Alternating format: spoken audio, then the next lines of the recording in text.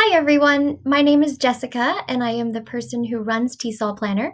And today I have a handout on pronunciation, and I wanted to make a video because it's kind of hard to practice pronunciation from just a paper. So I'm going to go through this handout with you so that you can hear how these sentences are pronounced, so you can hopefully start to pick up on the stress and the intonation and the rhythm of the sentences. Which brings me to the main point of this handout is that we're not practicing word pronunciation.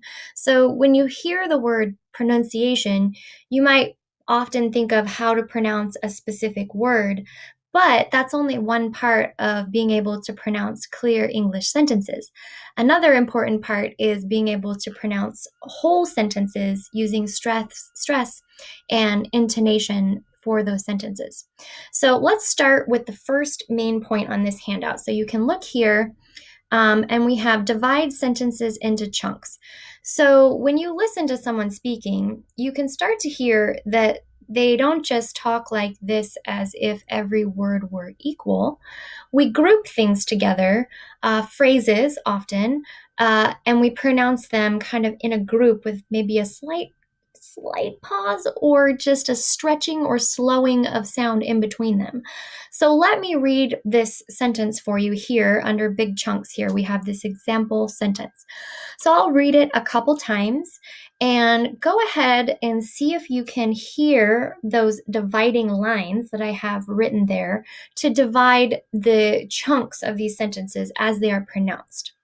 So I'll go ahead. My name is William Kakwamba, and to understand the story I'm about to tell, you must first understand the country that raised me. Okay? Can you hear that? Let's do it again. My name is William Kakwamba, and to understand the story I'm about to tell, you must first understand the country that raised me. Okay, right? So you're hearing that there's these little breaks, little stretching, slight pause between these phrases within the sentence. And you can see there's more than just one or two. There's specific little phrases within that sentence that can be identified with the rhythm as the flow of the sentence goes. So that's the first key point, to start thinking about what are the phrases within a sentence and how can you try and group them together a little bit more and distinguish them so that your speech doesn't sound so monotone. Okay? All right, next point is that really you could start to break down these chunks into smaller and smaller pieces till you get to just the tiniest chunks you possibly could. Now these chunks, the tiny chunks, so let's go to the next part here. Let's scroll down here. I went too far. Okay.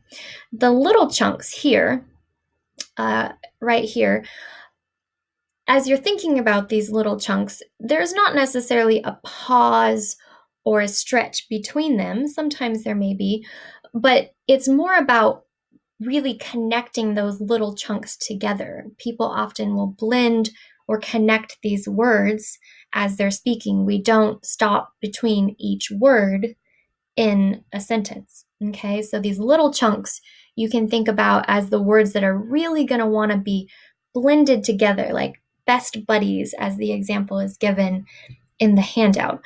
So let me read this sentence again and think about how are those little chunks, so and which are shown here with this little line. So my name is William Kakwamba, right? So we can see that I don't say my name, I say my name is William Kakwamba, and to understand, right? To understand, not to understand, but to understand the story I'm about to tell. That's a really good one to hear, right? I don't say I'm about to tell.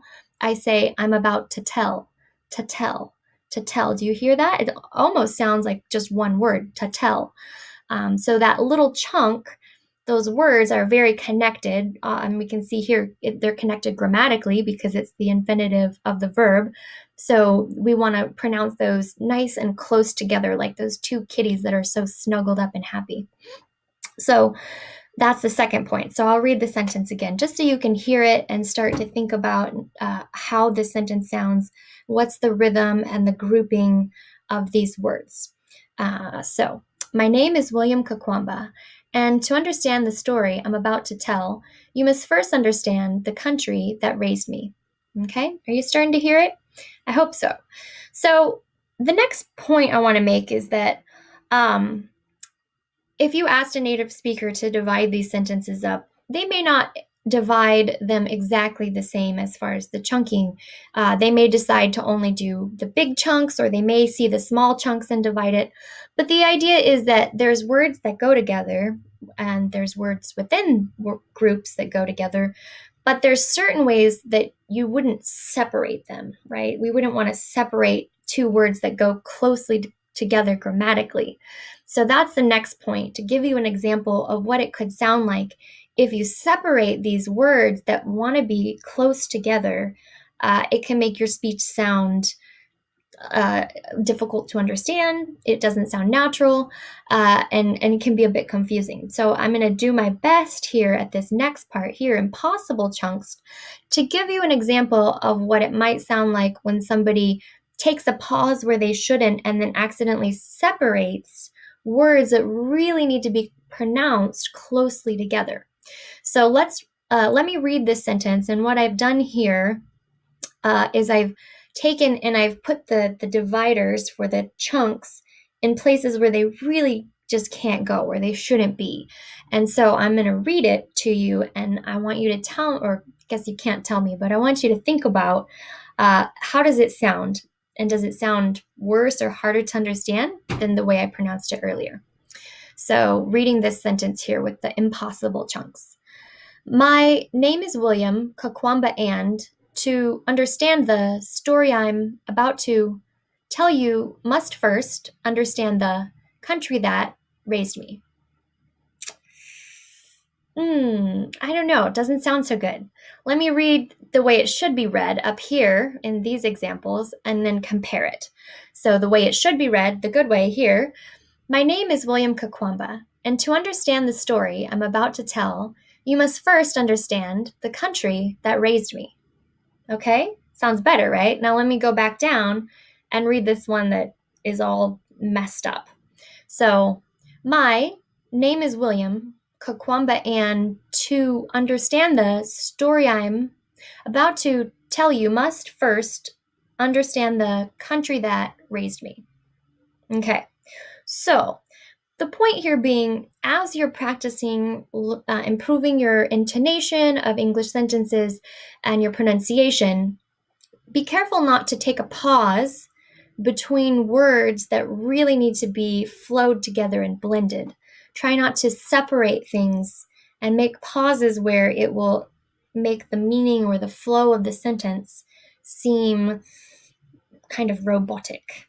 Okay? So that's the first main point, chunking sentences. So think of groups of words that should come together, be pronounced together in a kind of a flow of words that are strung together, with pauses between, or not necessarily pauses, very short little stretches and slowing of sound between those main phrases. Okay. So if you can't, you can rewind this video and listen to it again to hear those examples again. But we're going to move to the next page now, which is the second point I want to bring out here, which is the stress of words within sentences. So within sentences, words are stressed and some words are unstressed. So you have stressed words and unstressed words. And then I would also argue that within a whole sentence, there will be one or two words that are even more stressed. The most important words within that sentence get more emphasis to show the meaning and the importance of those words. In English, we make stress by stretching the important words, by stretching them and making them longer. Not all languages do that. Some languages have the equal amount of time for each word. But in English, the important words, the stressed words, are stretched. So I see that I am running out of a recording limit. I didn't realize there was one. So I will continue this point too in a next video. Okay, see you soon. Where do I stop it?